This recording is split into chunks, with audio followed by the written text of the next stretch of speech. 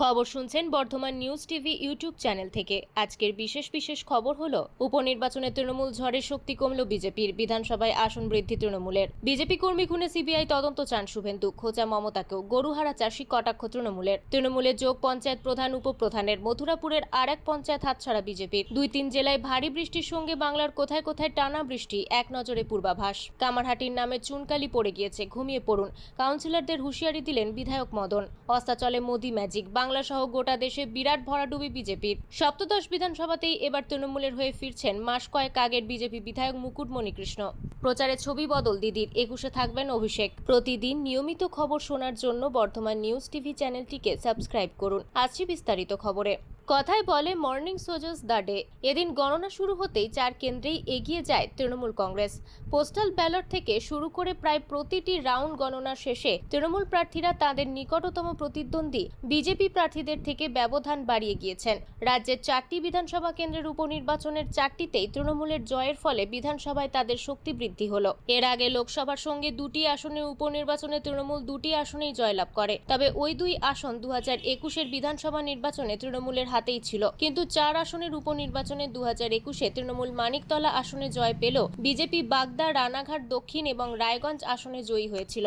মানিকতলায় তৃণমূলের সাধন পাণ্ডের মৃত্যু হওয়ায় এবং বাগদা, রানাঘাট দক্ষিণ এবং রায়গঞ্জ আসনে বিজেপির টিকিটে জয়ী হওয়া বিশ্বজিৎ দাস, মুকুটমণি অধিকারী এবং কৃষ্ণ কল্যাণী বিধায়ক পদে ইস্তফা দিয়ে তৃণমূলের হয়ে যথাক্রমে বনগাঁ, রানাঘাট এবং রায়গঞ্জ লোকসভা আসনে প্রতিদ্বন্দ্বিতা করেন। যদিও তারা কেউ জয়ী হতে পারেননি। বিধানসভা নির্বাচনে তৃণমূল এদের মধ্যে থেকে রায়গঞ্জে কৃষ্ণ কল্যাণীকে এবং রানাঘাট দক্ষিণে মুকুটমণি অধিকারীকে প্রার্থী করে। তারা দুজনেই জয়লাভ করেছেন। এদিন ফল ঘোষণার আগেই রায়গঞ্জে বিজয় মিছিল বের করে তৃণমূল কংগ্রেস। বিজেপি কর্মী বঙ্কু বিহারী মাহাতোর খুনের ঘটনায় আগামী 7 দিনের মধ্যে অভিযুক্তেরা গ্রেপ্তার না হলে সিবিআই দিয়ে তদন্ত করানো হবে। শুক্রবার বাঁকুড়ার খাতড়া থানায় দেদুয়া গ্রামে মৃতের পরিবারের সঙ্গে দেখা করে পুলিশের উদ্দেশ্যে এমনই হুঁশিয়ারি দিলেন রাজ্যের বিরোধী দলনেতা শুভেন্দু অধিকারী। বিজেপি কর্মীকে খুনের প্রতিবাদে খাতড়ায় দলের নেতা কর্মীদের নিয়ে প্রতিবাদ মিছিল করেন শুভেন্দু। সেই সঙ্গে তার দলের তরফে মৃতের পরিবারের হাতে আর্থিক সাহায্যও তুলে দেন। আক্রমণ করেন মুখ্যমন্ত্রী মমতা বন্দ্যোপাধ্যায়কেও। পাল্টা তাকে গরুহারা চাষী বলে কটাক্ষ করলেন বাঁকুড়ার সাংসদ অরূপ চক্রবর্তী। মৃতের বাড়িতে দাঁড়িয়ে এই ঘটনার জন্য বাঁকুড়ার নবনির্বাচিত সাংসদ তথা তৃণমূলের বাঁকুড়া জেলা সভাপতি অরূপ চক্রবর্তীকেও এক হাত নেন শুভেন্দু। তিনি বলেন, মূল অভিযুক্ত ও তৃণমূল সাংসদ অরূপের মোবাইল পরীক্ষা করলে হয়তো দেখা যাবে বঙ্কু বিহারীকে খুন করার জন্য ওই ফোনেই নির্দেশ এসেছিল। দুজনের মোবাইলই পরীক্ষা করা দরকার।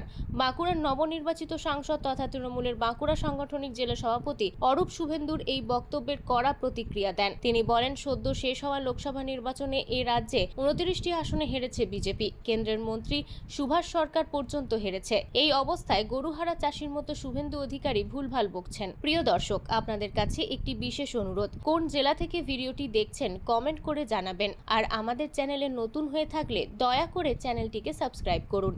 ফের মথুরাপুর লোকসভা কেন্দ্রে বড়সড় ভাঙন বিজেপিতে। মথুরাপুরের কৃষ্ণচন্দ্রপুর গ্রাম পঞ্চায়েতে ক্ষমতা হারানোর পর এবার বিজেপির হাতছাড়া কাশীনগর পঞ্চায়েতও হাতছাড়া হলো বিজেপির প্রধান ও উপপ্রধান এবং এক নির্দল প্রার্থী তৃণমূলে যোগ দেওয়ায় হাতবদল হলো দক্ষিণ 24 পরগনার রায়দিঘি বিধানসভার কাশীনগর গ্রাম পঞ্চায়েত। বিজেপি পরিচালিত পঞ্চায়েতটির দখল নিল শাসক দল তৃণমূল। 23-এর পঞ্চায়েত নির্বাচনে কাশীনগর গ্রাম পঞ্চায়েতের মোট 12টি আসনের 7টিতে জয়লাভ করেছিল বিজেপি। তৃণমূল কংগ্রেস পেয়েছিল 3টি আসন। এছাড়াও সিপিএম ও নির্দল প্রার্থীরা একটি করে আসনে জয়লাভ করেন। পঞ্চায়েতে বোর্ড গঠন করে বিজেপি পরিচালিত ওই পঞ্চায়েতের প্রধান হন বর্ণালী বাগ। উপপ্রধান ছিলেন সুমনা পুরকাইত। 6 মাস আগে উপপ্রধান সুমনা দেবী ও নির্দল প্রার্থী রবিউল ঘরামি তৃণমূলে যোগ দেন। তখন থেকেই পঞ্চায়েতে বিজেপির ক্ষমতা কমতে শুরু করে। কানাঘুষো চলছিল প্রধানের দলবদল নিয়েও। সেই গুঞ্জন সত্যি করে শুক্রবার বিজেপির প্রধান বর্ণালী দেবী যোগ দিলেন শাসক দলে। ফলে কাশীনগর গ্রাম পঞ্চায়েত হাতছাড়া হলো বিজেপির। উত্তরবঙ্গে বৃষ্টির পরিমাণ কমেছে, আর দক্ষিণবঙ্গে গরম ও আর্দ্রতাজনিত পরিস্থিতি। বৃহস্পতিবার গভীর রাত থেকে শুক্রবার সকাল পর্যন্ত হওয়া বৃষ্টিতে ওই দিনের জন্য দক্ষিণবঙ্গের তাপমাত্রা গড়ে 4 থেকে 5 ডিগ্রি কমে যায়।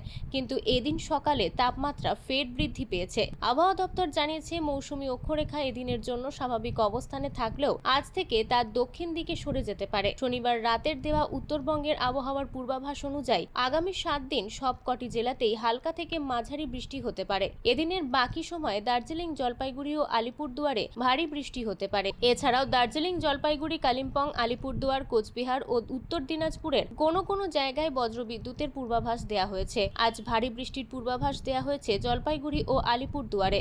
এছাড়াও দার্জিলিং, জলপাইগুড়ি, কোচবিহার, উত্তর দিনাজপুর, দক্ষিণ দিনাজপুর ও মালদাহে বজ্রবিদ্যুতের পূর্বাভাস দেওয়া হয়েছে। সোমবার ভারী বৃষ্টি হতে পারে দার্জিলিং, জলপাইগুড়ি ও আলিপুরদুয়ারে। ওই দিন বজ্রবিদ্যুতের সম্ভাবনা রয়েছে দার্জিলিং, জলপাইগুড়ি, কোচবিহার এবং উত্তর দিনাজপুরে। আরিয়াদহ কাণ্ড নিয়ে শোরগোলের মধ্যে কামারহাটি পুরসভার কাউন্সিলরদের হুঁশিয়ারি দিয়ে রাখলেন ওই বিধানসভা কেন্দ্রের বিধায়ক মদন মিত্র। তৃণমূল বিধায়ক জানিয়ে দেন, জয়ন্ত সিংহদের কীর্তি সামনে আসার পর রাজ্যের কাছে কামারহাটির মাথা হেট হয়েছে। তাই দলের যে কাউন্সিলরেরা নিজেদের মার্জি মাফিক চলছে, দলীয় অনুশাসন মানছেন না, তাদের সাবধান করলেন মদন। আরিয়াদহে এক ছেলে ও তার মাকে রাস্তায় ফেলে পেটানোর অভিযোগে জয়ন্ত ও তার শাগরেদদের গ্রেপ্তার করেছিল পুলিশ। তারা জেল হেফাজতে ছিলেন। তার মধ্যেই গত সোমবার রাতে যুবক যুবতীকে মারধরের একটি ভিডিও প্রকাশ্যে আসে। সেই ভিডিওর সত্যতা যাচাই করেনি বর্ধমান নিউজ টিভি। ভিডিওয়ে দেখা গিয়েছে জয়ন্তের আদালত তালতলার ক্লাবে একজনকে চ্যাংদোলা করে লাঠিপেটা করা হচ্ছে। এই ভিডিও ঘিরে উত্তাল হয় রাজ্য রাজনীতি। গ্রেপ্তার করা হয় জয়ন্ত সহ 6 জনকে। বুধবার জয়ন্তকে ব্যারাকপুর আদালতে হাজির করানো হলে বিচারক তাদের 6 দিনের পুলিশি হেফাজতের নির্দেশ দেন। পুলিশ জানিয়েছে, 2021 সালে আরিয়াদহের বাসিন্দা রাহুল গুপ্তের বাড়িতে চুরি হয়। তাতে জড়িত সন্দেহে এক যুবক যুবতীকে তালতলা ক্লাবে নিয়ে এসেছিলেন রাহুলই।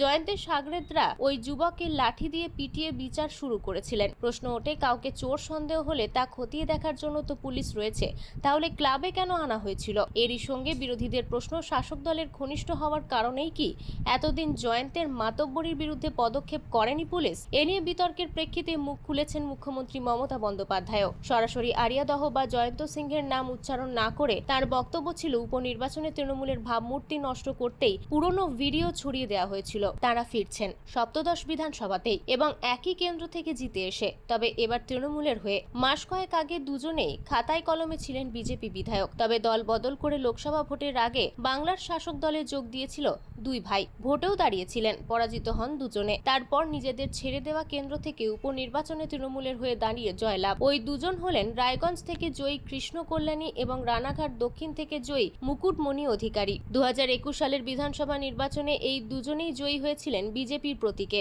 সেই একই বিধানসভার কার্যকালে তারা ফিরছেন শাসক দলের সদস্য হয়ে। 2021 সালের বিধানসভা ভোটের আগে তৃণমূল ছেড়ে বিজেপিতে যোগ দেন কৃষ্ণ। রায়গঞ্জ বিধানসভা থেকে তাকে প্রার্থী করে বিজেপি। উত্তর দিনাজপুর জেলা তৃণমূলের সভাপতি কানাইলাল আগরওয়ালকে ওই আসনে প্রার্থী করেছিল তৃণমূল। প্রায় 50,000 ভোটে জিতে রায়গঞ্জ থেকে বিধায়ক হন পেশায় ব্যবসায়ী কৃষ্ণ। কিন্তু জয়ের কয়েক মাসের মধ্যেই বিজেপির প্রতি মোহভঙ্গ হয় তাঁর। কলকাতায় তৎকালীন তৃণমূল মহাসচিব পার্থ চট্টোপাধ্যায়ের হাত ধরে যোগ দেন তৃণমূলে। আর এই দুই আসনের ফলের নিরিখে আবারও বিধানসভায় প্রত্যাবর্তন হচ্ছে কৃষ্ণ মুকুটমণির। বঙ্গ রাজনীতির কারবারিদের মতে এমন ঘটনা পশ্চিমবঙ্গ বিধানসভার ইতিহাসে কোনো নতুন ঘটনা নয়। সাম্প্রতিক অতীতে বিরোধী দলের বিধায়ক দল ছেড়ে শাসক দলের টিকিটে দাঁড়িয়ে ফের বিধায়ক হয়ে বিধানসভায় ফেরার মতো ঘটনা না থাকলেও 60-70-এর দশকে এমন ঘটনার নজির রয়েছে পশ্চিমবঙ্গ বিধানসভায়। উপনির্বাচনে বিপুল ভোটে হেরে ফের ভরাডুবির মুখে বিজেপি। বাংলা সহ দেশের 7টি রাজ্যে ক্লিন সুইপ ইন্ডিয়ার। এবার রাজ্যের 4টি কেন্দ্রে বিধানসভা উপনির্বাচন অনুষ্ঠিত হয়েছে। তার মধ্যে 4টি আসনেই বিপুল মার্জিনে জয় ছিনিয়ে নিল শাসক দল তৃণমূল। বাগদা, রানাঘাট, রায়গঞ্জ ও মানিকতলা এই 4টি কেন্দ্রে বিরাট মার্জিনে জয় ছিনিয়ে নিল শাসক দল। অন্যদিকে গোটা দেশের 13টি আসনের মধ্যে 12টিতেই এনডিএ কে পরাস্ত করে এগিয়ে গিয়েছে কংগ্রেস সহ ইন্ডিয়া জোট। জেলে থেকেও পাঞ্জাব উপনির্বাচনে বাজিমাত করলেন কেজরিওয়াল। পাঞ্জাবের জলন্ধরে পশ্চিমে বিজেপির শীতল অঙ্গুর রিঙ্কুকে হারিয়ে জয়ী হলেন আম আদমি পার্টির প্রার্থী মহিন্দর ভগত। ব্যবধান প্রায় 37,500 ভোটের। 2022 সালে জয়ী আপ প্রার্থী রিঙ্কুর বিজেপিতে যোগদানের ফলে উপনির্বাচন হয়েছিল। এবার ভোটে রিঙ্কু লড়ছিলেন বিজেপির টিকিটে। তৃণমূল কংগ্রেসের 21শে জুলাইয়ের সমাবেশে যোগ দেবেন অভিষেক বন্দ্যোপাধ্যায়, তবে সশরীরে না, ভার্চুয়াল ব্যবস্থায়। তা এখনো অনিশ্চিত। দলীয় সূত্রে খবর, এই মুহূর্তে চিকিৎসার জন্য দেশের বাইরে থাকলেও সদ্য সমাপ্ত লোকসভা ভোটের প্রেক্ষাপটে ধর্মতলার ওই সভায় মমতা বন্দ্যোপাধ্যায়ের পাশাপাশি বক্তৃতা করার কথাও তার। দলীয় সূত্রে খবর, এই মুহূর্তে চিকিৎসার জন্য দেশের বাইরে থাকলেও সদ্য সমাপ্ত লোকসভা ভোটের প্রেক্ষাপটে ধর্মতলার ওই সভায় মমতা বন্দ্যোপাধ্যায়ের পাশাপাশি বক্তৃতা করার কথা তারও। ভোটের ফল প্রকাশের পরেই চিকিৎসার প্রয়োজনে বিরতি নেওয়ার কথা জানিয়েছিলেন তৃণমূলের সর্বভারতীয় সাধারণ সম্পাদক অভিষেক।